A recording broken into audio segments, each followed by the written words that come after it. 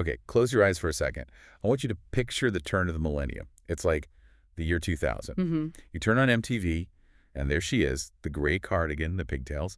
Or maybe it's a year later, and there's a 7-foot python draped over the shoulders of a teenager who was, at that exact moment, the most photographed person on the planet. It wasn't just music. It was a total cultural reset. You couldn't go anywhere without seeing her face on every single magazine. Exactly. But now, cut to today, February 2026. The crowds are gone. The stage is empty. And the Instagram feed is a mystery. Right. But somewhere, in a quiet LA boardroom, a pen just hit paper on a contract that changes the entire story. The Princess of Pop has officially cashed out. Britney Spears just sold her legacy for $200 million. Welcome to StarScope Report. It is the headline of the year. But my first reaction when I saw that number 200 million was, and maybe this is weird, but does that feel kind of low? That is the exact question we have to dig into. Because when you look at the raw numbers, and then you look at what she actually signed away, this isn't just a simple transaction. It's way bigger than that. It's a huge shift in the music industry, a massive gamble by the buyer, and maybe the final definitive chapter of Britney's long fight for her own independence. We have to get into that valuation. Because didn't Bruce Springsteen sell his for like $500 million? Bob Dylan was up there too. Right. And Brit Nardi defined a generation just as much as they did. So why half of what the guys are getting? Does she get shortchanged again? It's a totally valid fear, especially with her history. Right. But to understand the price, we have to look at the timeline and the asset itself. The news just broke, but the deal was actually signed quietly back on December 30th, 2025. Wow. So she kept a 9-figure secret for over a month. In Hollywood, that's a miracle. That's impressive. The buyer is a company called Primary Wave. Now, this is important. They aren't a traditional record label like Sony. They're an independent publisher, but they act more like a brand management firm. They own stakes in the estates of Whitney Houston, Prince, Bob Marley. Okay, so they're the ones who, like, put Whitney Houston on slot machines and authorize those hologram tours. That's them, exactly. They are aggressive marketers. They don't just collect checks. They find new ways to monetize legends. And that's going to be crucial later when we talk about what Britney didn't sell. Right. But back to your question about the money. Why $200 million? Yeah, it sounds like a lottery win to me and you, but for a lifetime of iconic work. Here's the big aha moment. Britney didn't sell her masters. Okay. The masters are the original sound recordings, the actual audio of her in the booth. Sony Music still owns those. What Britney sold were her performing artist royalties and her share of the publishing rights. Break that down for us. If she doesn't own the recording and she didn't write most of her biggest hits, what's left to sell? She's selling the passive income. Think about a song like Toxic. A masterpiece. Total masterpiece. But Britney didn't write it. A team of songwriters did. So they get the main publishing money. But as the performing artist, Britney gets a massive cut every single time that song is streamed on Spotify, played in a movie, or used in a commercial. Oh, I see. So she's basically taking 30 years of future Spotify checks and getting them all today in one giant wire transfer. Precisely. And that's why the valuation is different from Springsteen's. He wrote all his own stuff. He had the publishing, the writing, and the performing rights. That's the Triple Crown. Got it. Britney has writing credits on about 40 tracks, like every time, which is amazing. But the mega hits like Baby One More Time or Oops, I Did It Again, that was all Max Martin. So she's selling a smaller slice of the pie than the boss was. A much smaller slice. And when you factor that in, $200 million is actually a really aggressive valuation. It's right up there with what Justin Bieber got in 2023. It's close to Katy Perry's deal. Okay, that makes me feel better. She didn't get ripped off. She got top market value for the piece she actually owned. And it covers everything. All 9 studio albums from 1999 to 2016. I'm a Slave for You, Gimme More, Circus, Womanizer. It's so surreal. I mean, those songs are the soundtrack to my entire adolescence. The thought that someone else is collecting the check now for "It's Britney, bitch," that's just, it's hard to process. It is. But here's the thing. This isn't just about the money. It's about a specific kind of freedom Britney has been fighting for over a decade. And wait until you hear what she's refusing to sell. Exactly. If you look at her financial reality, this deal completely alters her life. You're talking about the net worth thing, right? I saw some reports, and honestly, I thought it was a typo. It's not a typo. Yeah. Before this deal, estimates put Britney's net worth somewhere between $40 and $60 million. How is that even possible? She sold 150 million records. Her Vegas residency grossed nearly $140 million. Where did all the money go? The conservatorship. We have to remember, for almost 14 years, her finances were not her own. She was paying for her own lawyers to keep her in the conservatorship. She was paying her father's salary as her conservator managers, business managers. The overhead was astronomical. So the system was basically designed to drain the estate, not build it. It seems that way. Wow. She was working constantly touring, judging the X Factor, and just watching the money evaporate into legal fees for the very people controlling her. That is just heartbreaking. Which is why this $200 million check is so much more than just money. It's an equalizer. With one signature, she has, tripled her net worth overnight.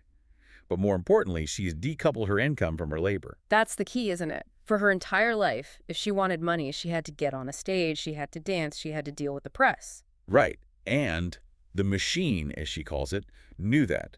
If she stopped performing, the cash flow slowed down. Now the cash is in the bank. And the machine, Primary Wave, has to work for her. They have to hustle to make that $200 million back. Britney can just be in her living room, spin around in her dresses, and never sing another note if she doesn't want to. And she's been pretty clear about that choice, hasn't she? Every few months, there's a rumor she's back in the studio, and she just shuts it down immediately. She has been crystal clear. January 2024, she posts, "I will never return to the music industry." And just this year, she said she will never perform in the U.S. again because of, and this is a quote, "extremely sensitive reasons." That phrase, extremely sensitive reasons, it just feels so heavy. It sounds like she directly associates the American music industry with trauma. It's really hard to argue with that. I mean, the U.S. is where the conservatorship was planted, where the paparazzis were the worst, where all the court battles happened. Selling her U.S. revenue stream is like severing the last tether to that system. If you love uncovering the business moves behind the biggest stars, make sure you're subscribed. We've got more deep dives into music industry shakeups coming soon. So is this her retirement? Is she officially hanging up the mic? I mean, it seems like it, right? For the commercial pop star version of Britney, yes. TMZ had that headline, "I sold a piece of me," which sounds so sad. But their sources say she's actually celebrating. She's happy. She's with her sons. And that's the happy ending everyone wanted for her. She has the money. She has her freedom. She does. But we have to look at the other side of this. Primary Wave isn't a charity. They didn't give her $200 million out of the goodness of their hearts. They expect a return. Right. And this is where their strategy gets really interesting. Why is her catalog worth so much right now when she hasn't released an album in 10 years? It has to be the memoir, The Woman in Me. It is 100% the memoir. That book was a juggernaut. Yeah. It sold, 1.1 million copies in its first week in the U.S. alone? Oh, it's huge. It proved the Britney brand is still incredibly powerful. Yeah. But Primary Wave isn't betting on book sales. They're betting on what comes next. The movie. The biopic. Universal Pictures has the rights. Mark Platt is producing, and John M. Chu is directing. That's a huge team. John M. Chu did Wicked and Crazy Rich Asians. He knows how to make a spectacle. This is not going to be some small streaming doc. This is being set up as a theatrical blockbuster. And in the music industry, there's a well-known phenomenon called the biopic bump. Like what happened with Queen and Bohemian Rhapsody? Queen is the perfect example. When that movie came out, it didn't just win Oscars. Queen's streaming revenue tripled in the 6 months after it was released. Tripled. Not just went up, but tripled. Tripled. Same thing with Elton John and Rocket Man. When people see the movie, they leave the theater, and what's the first thing they do? They open Spotify. I totally do that. I did that with the Elvis movie. You want to live in that feeling for a little bit longer. And Primary Wave is banking on that exact behavior. They are betting $200 million that when the Britney movie hits theaters, a whole new generation is going to discover Toxic, and the older generation is going to get nostalgic and stream her entire catalog. They're buying in before the spike. That makes so much sense, but the internet is just losing its mind over who's going to play her. I've seen Millie Bobby Brown, Sabrina Carpenter. The rumors are flying, but John M. Chu actually tweeted to calm everyone down. He said, they haven't even started casting. It's way too early. But the frenzy just proves Primary Wave's point. People care. Okay, but this is where I get a little worried. You said Primary Wave likes to, gamify legends. You mentioned holograms. If Britney is retired, is Primary Wave just going to put a digital Britney on stage? This is the most critical detail of the whole deal, and it shows she had really good lawyers this time around. Industry insiders believe Britney retained her NIL rights. Her name, image, and likeness. Right. This is the separation of church and state. She sold the songs, the audio, the melodies. She did not sell the rights to her face, her name, or her persona. So if Primary Wave wants to do a Britney Spears hologram world tour, they can't do it unless she signs off on it. Correct. They own the song Baby One More Time, but they don't own the girl in the school uniform. They can't make a perfume with your face on it or use her AI likeness for a virtual concert unless she agrees to a completely separate deal. Oh, that is a massive relief, because honestly, the thought of a company puppeteering a digital Britney after she spent 13 years being puppeteered by a conservatorship is just, it's too dark. It would be a PR nightmare. She sold the asset that requires no work from her, the songs, and she kept the asset that requires her full permission, her image. It's a total power move. You can have my music, but you can't have me. However, there might be a tiny loophole, a little hint of one. Did you see that post she made about the red rose? Yes, it was so cryptic. She said something like, she hopes to perform sitting on a stool with a red rose in my hair in the UK and Australia very soon. Let's just analyze that for a second. She says never in the US, but she specifically leaves the door open for the UK and Australia. Why do you think that is? Is the industry just different over there? I think it's the ecosystem. The British press can be brutal, but the industry machine itself is different. And she's always had a huge, really respectful following in Europe and Australia.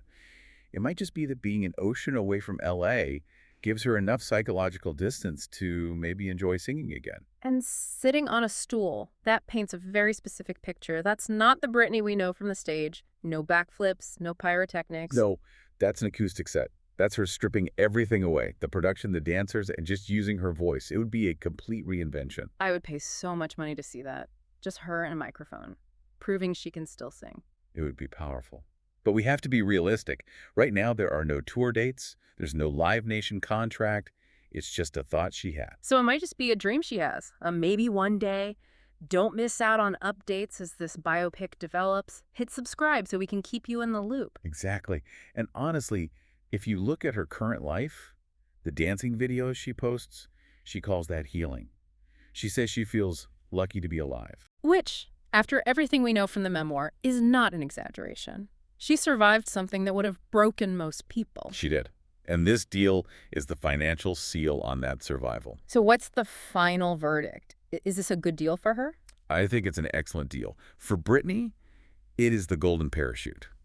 She gets $200 million, she secures generational wealth for her kids, and she officially exits the system that controlled her for so long. She owes nothing to anyone. And for Primary Wave? For them, it's a high-risk, high-reward bet. They're betting the Britney nostalgia cycle is just getting started. They're betting on the movie. And they're betting that even if Britney never sings another note, the world isn't done listening to her music. Which, let's be honest, is a pretty safe bet. We're never going to stop listening. But I want to leave you with one final thought here. Yeah?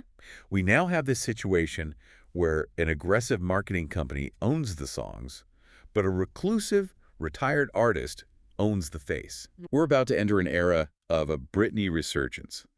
The movie, remixes, TikTok trends pushed by Primary Wave, where the woman at the center of it all wants nothing to do with it. That's complicated. The music is going to be everywhere, but the artist will be a ghost.